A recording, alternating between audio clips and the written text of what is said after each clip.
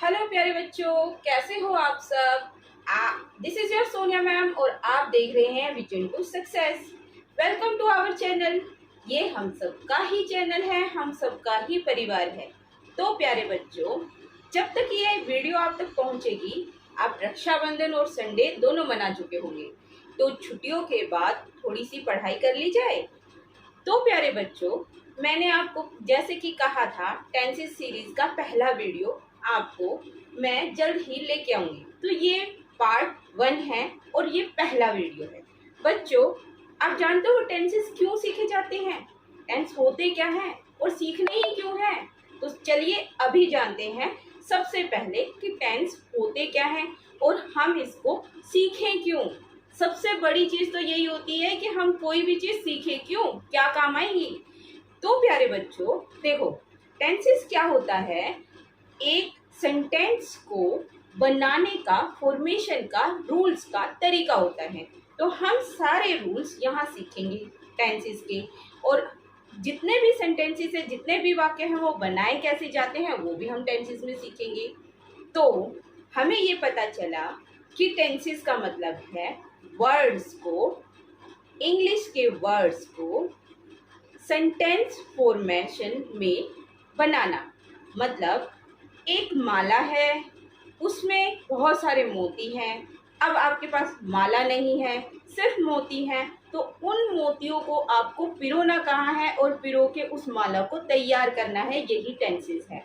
तो बच्चों देखो, आपने जितने भी वर्ड्स इस दुनिया में हैं, सब से थोड़े थोड़े वर्ड्स सीख लिए होंगे, थोड़े थोड़े आपके पास होंगे।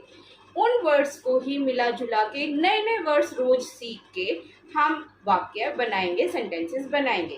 तो प्यारे बच्चों, क्या सिर्फ टेंसेस सीख के आप सारी चीजें क्लियर कर सकते हो। इस दुनिया के जितने भी वाक्य या सेंटेंस बोले जाते हैं, क्या सिर्फ टेंस से बोले जाते हैं? नहीं, ऐसा नहीं होता। टेंस के अलावा भी बहुत सारे वाक्य हैं जो टेंस के रूल्स के बाहर होते हैं, वो भी हम साथ साथ सीखते हुए चलेंगे। तो ये मेरा पहला वीडियो है। सबसे पहले हम सीख लेते हैं कि टेंसेस होता क्या है, कितने होते हैं टेंस। आपको पता लग गया कि सेंटेंस फॉर्मेशन के लिए जिन रूल्स की हमें ज़रूरत होती है उसी को कहते हैं टेंसेस। तो प्यारे बच्चों, अब टेंसेस का आपको पता चल गया, तो अब सीखते हैं टेंसेस कितने होते हैं। टेंसेस होते हैं 12। कितने? 12। तो टेंसेस टोटल मिला के 12 कैसे बनते हैं तो सीख लेते हैं। सबसे पहले past tense, present tense, future tense. क्यों पास्ट, प्रेजेंट, फ्यूचर? क्योंकि कोई भी बात या तो प्रेजेंट में बोली जाएगी, या पास्ट में बोली जाएगी, या फिर फ्यूचर में बोली जाएगी। तो कोई भी बात को करने का, बोलने का जो समय होता है उसी को टेंस कहते हैं। पास्ट में बोली जाने वाली बात को पास्ट टेंस, प्रेजेंट में बोले जाने वाली बात को प्रेजेंट टेंस, और फ्यूचर में बोले जाने वाली बात को फ्यूचर टेंस कहते हैं। तो आप ऐसे सीखें, पास्ट, प्रेजेंट, फ्यूचर, 3 टेंस। इन 3 के 4 पार्ट होते हैं बच्चों। कितने? 4 पार्ट। तो बच्चों आप ऐसे समझो कि एक घर के बड़े दादाजी हैं, उनके 3 बेटे हुए जिनका नाम हुआ पास्ट, प्रेजेंट, फ्यूचर। फिर उन सब के तीनों के 4 बेटे हुए, 4 बेटे इनके, 4 बेटे इनके, 4 बेटे इनके। तो टोटल मिला के कितने बच्चे हो गए घर में? 12 बच्चे। तो उन सब का एक ही तरीका है याद करने का। एक बेटे ने अपने 4 बेटों को सेम नाम दिया। सबने अपने बेटों को क्या नाम दिया? सेम ही नाम दिया, लेकिन अपना नाम साथ में जोड़ दिया। जैसे कि past indefinite tense, past continuous tense, past perfect tense और past perfect continuous tense. Same ही नाम प्रेजेंट ने अपने बच्चों को दिया। क्या दिया? Present indefinite tense. इंडेफिनिट है, उन्होंने अपना नाम साथ में दे दिया present. Present indefinite tense, present continuous tense, present perfect tense और present perfect continuous tense. Same ही फ्यूचर ने अपने बच्चों को नाम दिया, future indefinite tense, future continuous tense, future perfect tense and future perfect continuous tense. तो आपको बच्चों याद हो गए होंगे कि टोटल मिला के कितने टेंसेस होते हैं, 12। तो इन 12 टेंसेस को हम एक एक करके सीखेंगे। तो प्यारे बच्चों, जब आप ये टेंस सीख रहे होंगे तो उस समय आपके दिमाग में ये सवाल आएगा कि क्या सिर्फ प्रेजेंट में बात बोली जाती है, क्या पास्ट में ही बोली जाती है, क्या फ्यूचर में ही बोली जाती है, या इन बात के अलावा भी कोई और तरीका है बातें बोलने का। तो आपके सारे सवालों के जवाब देने के लिए आपकी मैम है ना, सोनिया मैम। तो हाँ, आपने बिल्कुल सही सोचा, इन टेंस के अलावा भी बोलने के बहुत सारे तरीके हैं जिनको कहते हैं स्टेट बीइंग, स्टेट बीइंग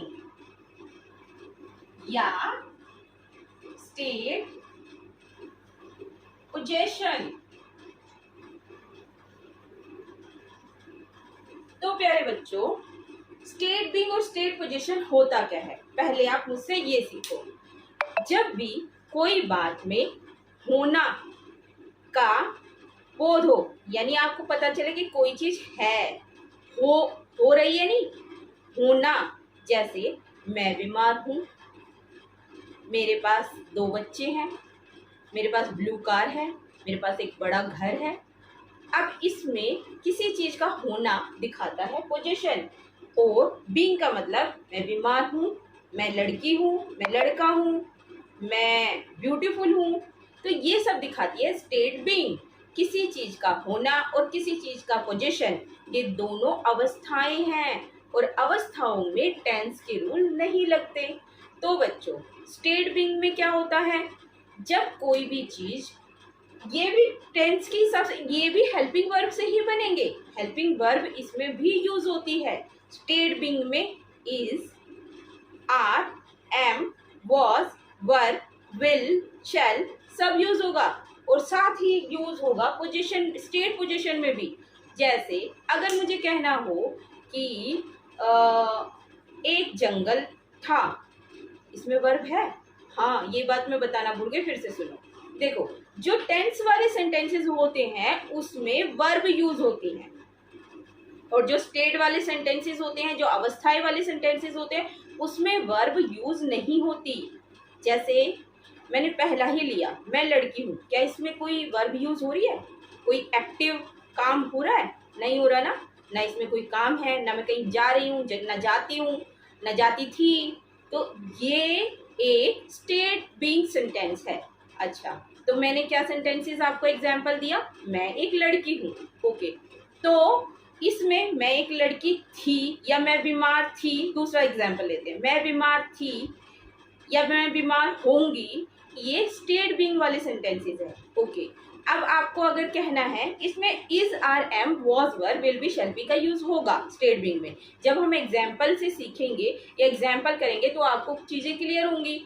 ऐसे ही स्टेट पोजीशन वाले सेंटेंसेस में अधिकार जताते हैं। जैसे मेरे पास कोई है, आई हैव अ मार्कर, मेरे पास है, इसमें कौन कौन सी चीजें यूज होंगी, कौन कौन से रूल्स यूज होंगे, ये भी हम पढ़ेंगे।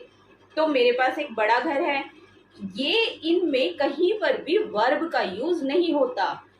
जब कहीं पर भी नॉन वर्ब मतलब वर्ब यूज नहीं होती है आपका, और एक्टिव वो नहीं होता है, उसमें सेंटेंस में किसी भी काम का होना नहीं होता है, तो वो सेंटेंसेस स्टेट बीइंग और स्टेट पोजीशन वाले सेंटेंसेस होते हैं, और उसमें टेंस के रूल के अलावा रूल्स यूज होते हैं, जो रूल्स आप पहले सीखेंगे। यानी कि आप पास्ट इंडेफिनिट टेंस से पहले स्टेट बीइंग वाले सेंटेंसेस सीखोगे, और स्टेट बीइंग वाले सेंटेंसेस खत्म होने के बाद स्टेट पोजीशन वाले सेंटेंसेस सीखोगे। दोनों सेंटेंसेस सीखने के बाद आपको, तो आप क्या करोगे इस सेंटेंस में, इसमें तो किसी भी काम का एक्टिव नहीं है, कोई भी वर्ब नहीं यूज हो रही है, तो इसको स्टेट बीइंग वाले सेंटेंसेस कहते हैं, और हम ये सेंटेंसेस पहले सीखेंगे। ठीक है प्यारे बच्चों, तो इस वीडियो के लिए इतना ही। Thank you so much. बच्चों, अब बारी है बोनस टिप्स की। तो बच्चों, आपको पता है कि आप जब रीडिंग लगाते हो, कोई भी इंग्लिश की बुक पढ़ते हो, तो कहीं पर मैम आप द का प्रयोग दी करती है, कहीं दा करती है। तो ऐसा क्यों होता है, चलो जानते हैं। बच्चों, कॉन्सोनेंट और वॉवल्स दो होते हैं ना, कॉन्सोनेंट होते हैं और 5 हमारे वॉवल्स होते हैं। तो जहां पर भी वॉवल साउंड वाले वर्ड्स आते हैं उससे पहले हम प्रोनाउंस करते हैं दी, और जहां पर भी कॉन्सोनेंट से शुरू होता है वर्ड वहां उसको हम यूज करते हैं द। जैसे the car, the box, the city, the train, the king और द मैन। और ऐसे ही the apple, the egg, the ear, the English.